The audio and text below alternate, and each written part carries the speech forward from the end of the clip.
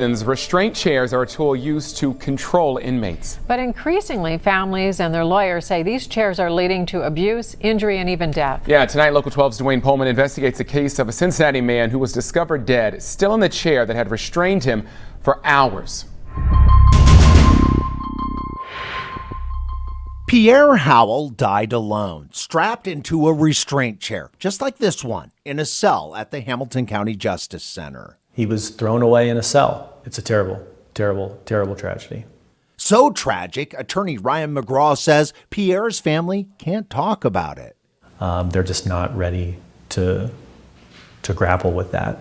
McGraw, who represents the family, filed this wrongful death lawsuit in federal court, claiming the Hamilton County Sheriff and staff were deliberately indifferent in Pierre's care. Both the jailers and the nursing staff. To understand what happened, you have to look inside the jail. And because we obtained security video, part of the evidence filed in the case, we can show you. According to jail records, on December 9th, 2018 at 5 p.m., Pierre got into a physical altercation with his cellmate. In the video, you can see officers escorting Pierre out of the pod after that fight. At 5:06 p.m., Pierre is led down a hallway, and he begins to repeatedly collapse.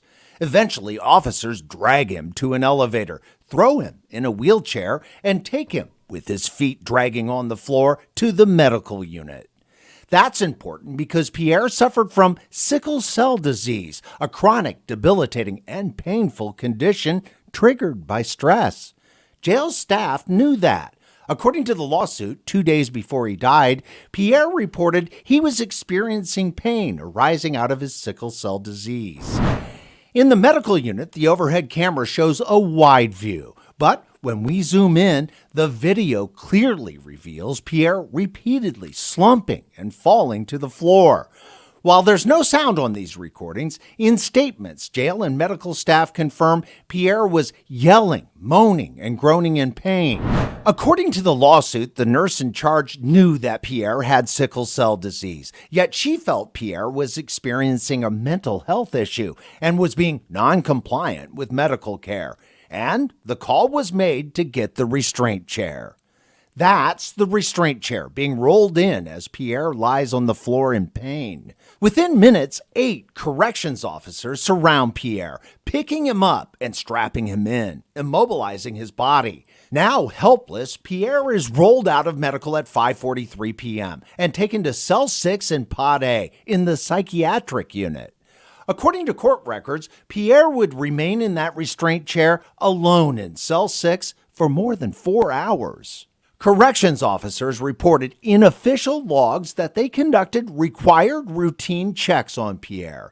But the security video reveals more than a dozen of those checks did not happen. He was supposed to be evaluated every 10 minutes. Was he? Absolutely not. In fact, they falsified records claiming that they checked on him. In its motion for summary judgment, the county insists there was no wrongful death and no deliberate indifference. But the county admits those official logs are wrong, stating officers checked on Howell, but not every 10 minutes as documented on their logs, conceding that is a violation of jail policy. When officers actually observed Pierre, he was noted to be awake for the first hour and 45 minutes. Then they reported Howell appeared to be sleeping. At 9:45, when officers went into Cell 6 to remove Pierre from the restraint chair, he was already dead. An autopsy by the Hamilton County Coroner's Office concluded Pierre died from organ failure due to a sickle cell crisis following a physical altercation. He was 33 years old. He died alone in a cell, strapped to a chair where he couldn't move.